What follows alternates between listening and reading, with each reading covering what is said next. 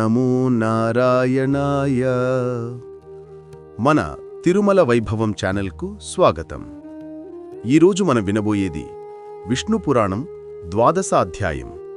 ఇది అత్యంత పవిత్రమైన అధ్యాయం. ఎందుకంటే ఇందులో మనం వినబోయేది గంగామాత అవతరణం, శివుడి జటల్లో గంగాధరణం, జాహ్నవీ గాథ మరియు సగరపుత్రుల విముక్తి మహోత్సవం. మునుపటి అధ్యాయంలో మనం చూశాం సగర మహారాజు చేసిన అశ్వమేధ యజ్ఞం. కపిలముని తేజస్సుతో సగరుని 60,000 మంది పుత్రుల భస్మీభావనం మరియు భాగీరథుడు చేసిన గంగావతరణ తపస్సు. ఇప్పుడు ఆ తపస్సు ఫలించే సమయం వచ్చింది.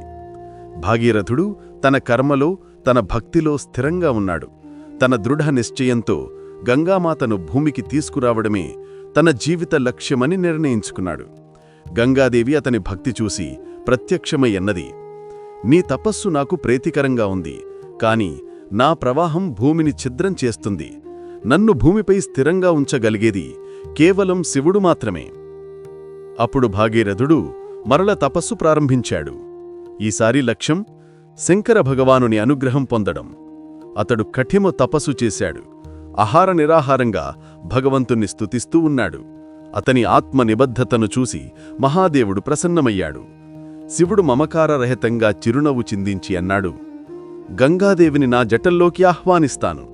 నా జటల్లో ఆమె ప్రవాహాన్ని నియంత్రించి ఆ తర్వాత సున్నితంగా భూమిపై విడుదల చేస్తాను. ఇలా శివుడు గంగాధరుడయ్యాడు. ఆ రోజు బ్రహ్మలోకమంతా గంగామాత అవతరణం కోసం సిద్ధమైంది. గంగాదేవి అద్భుతమైన ప్రకాశంతో ఆకాశమార్గంలో భూమిని తాకడానికి సిద్ధమైంది. ఆమె ప్రవాహం అగ్నిజ్వాలలా కిందికి వడివడిగా దూసుకుపోయింది. కాని శివుడు తన జటాజూటంలో ఆమె ప్రవాహాన్ని చుట్టి ఒక్క బుట్టు నీరు కూడా బయటకు రానివ్వలేదు. గంగాదేవి తన గర్వం గ్రహించింది. శివుని శక్తి ముందు నేనొక ప్రవాహం మాత్రమేనని తన వినయంతో ప్రార్థించి శివుని కృపను కోరింది. శివుడు సంతోషించి తన జటల్లోని నీటిని ధారలుగా విడదీశాడు. ఆ ధారలే సప్త స్రోతస్సులు, 7 పవిత్ర నదీ ప్రవాహాలుగా గంగామాత భూమిని ఆశీర్వదించింది. ఇందులో ఒక ప్రవాహం భాగీరథుడు వెంబడి వెళ్ళింది. ఆ ప్రవాహం పర్వతాలను దాటింది, అరణ్యాలను తడిపింది, పంటలను పచ్చగా చేసింది. భూమి అంతా సంతోషభరితంగా మారింది. కాని ఆ ప్రవాహం దారిలో జహ్ను మహర్షి యజ్ఞవాటికను ముంచేసింది. జహ్ను మహర్షి కోపంతో ఆ ప్రవాహాన్ని ఆపేశాడు. తన తేజస్సుతో గంగను పానం చేసి తన లోపల దాచుకున్నాడు.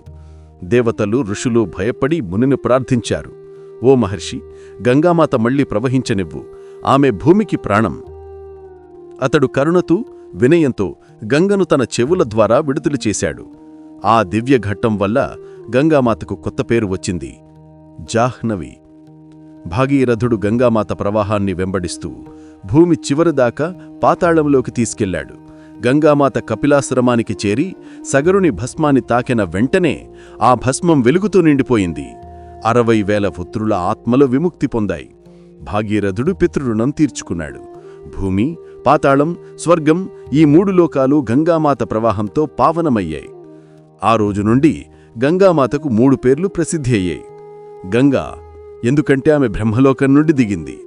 జాహ్నవి ఎందుకంటే ఆమె ఋషి చెవుల ద్వారా వెలువడింది.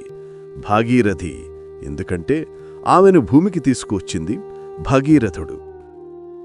తాంపుల్ ధామిక్కి సింతల్పం. మనం విన్నాం, శివుడు మనలోని నియంత్రణ, గంగామాత మనలోని కరుణ, భాగీరథుడు మనలోని ధైర్యం. మన జీవితంలో ఈ 3 సమతుల్యముండాలి. అప్పుడు మన కష్టాలు గంగలో కడిగిపోతాయి. గంగ స్నానం కేవలం నీటిలో స్నానం కాదు, అది మన హృదయం పవిత్రం చేసుకోవడం. వినయం, భక్తి, సేవ, ఇవే గంగామాత బోధించిన సత్యాలు. ఇది విష్ణుపురాణం 12వ అధ్యాయం, గంగాధరణం, జాహ్నవీ అవతారం మరియు సగరపుత్రుల విముక్తి మహోత్సవం.